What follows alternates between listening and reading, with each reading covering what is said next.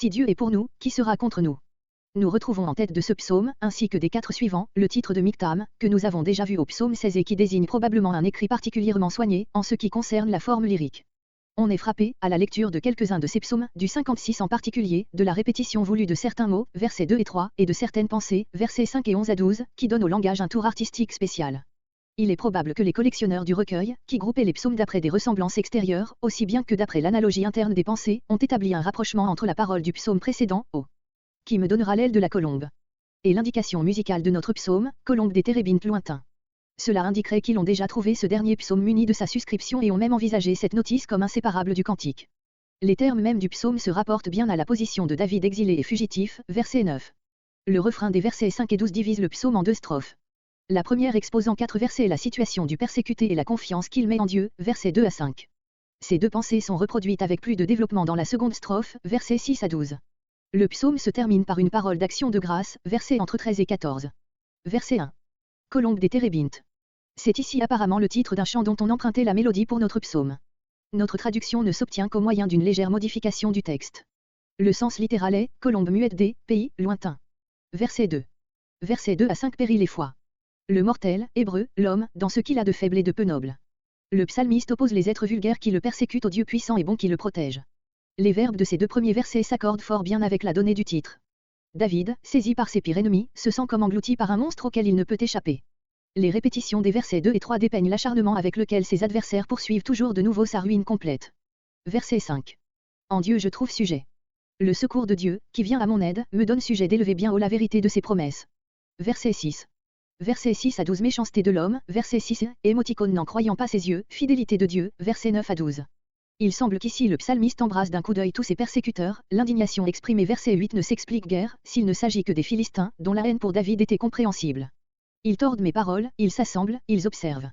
Cette attitude était bien celle des courtisans de Saül au début des malheurs de David. Plus tard, ce n'était plus une lutte sourde, mais la guerre ouverte.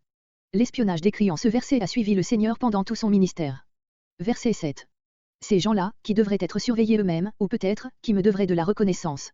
Il y a en tout cas ici allusion à des circonstances que nous ignorons. Verset 8. Renverse les peuples. Le psalmiste sait que l'injustice dont il est l'objet n'est qu'une des formes de l'iniquité qui règne partout. Il en appelle au jugement universel. Comparez Psaume 7.7-10. Verset 9. Tu sais combien de fois, littéralement, tu as compté ma fuite. Il ne parle pas d'une fuite seulement, mais il semble qu'il a expressément usé du nombre singulier, pour dénoter avec plus de signifiance que toute sa vie il n'a fait que vaguer, maintenant de ça, maintenant de là. Calvin. La certitude que Dieu tient compte avec sollicitude de ses épreuves et recueille ses larmes est une grande consolation pour l'affligé, Job 31.4. Aussi est-ce dès maintenant l'accent du triomphe qui domine jusqu'à la fin du psaume. Dans ton livre, image empruntée peut-être à la parole de Moïse, Exode 32.32 et reproduite Malachie 3.16, comparez Job 19.23. Verset 11. En Dieu, en l'Éternel, le Tout-Puissant est le Dieu de l'Alliance. Verset 12. L'homme, en hébreu Adam, l'homme tiré de terre, expression parallèle au mot cher du verset 5. Les refrains, dans ce genre de psaume, sont rarement absolument identiques. Verset 13. Verset entre 13 et 14 reconnaissance. J'ai à cœur, littéralement, sur moi sont les vues que je te dois, comme une obligation dont je sens l'importance. Verset 14. Tu as délivré, passé prophétique, expression d'une foi complète. Tu as même préservé. Non seulement le fugitif a échappé à la mort, mais il n'a souffert aucun mal. Que je marche, à la lumière des vivants. 2 idées sont exprimées dans ce vu final, la première est celle d'une vie heureuse sur la terre, à la clarté du soleil qui réjouit les vivants, vie toute contraire à l'existence ténébreuse du Sheol, la seconde est celle d'une vie consacrée à Dieu. C'est ici l'idée essentielle et les mots en présence de Dieu marquent le trait dominant du tableau que le psalmiste se fait de ce bel avenir. S'il a été sauvé, c'est afin de marcher comme le fit Abraham, Genèse 17.1, et à l'inverse de ceux qui, une fois délivrés, mettent Dieu le plus loin possible de leurs pensées et de leur vie.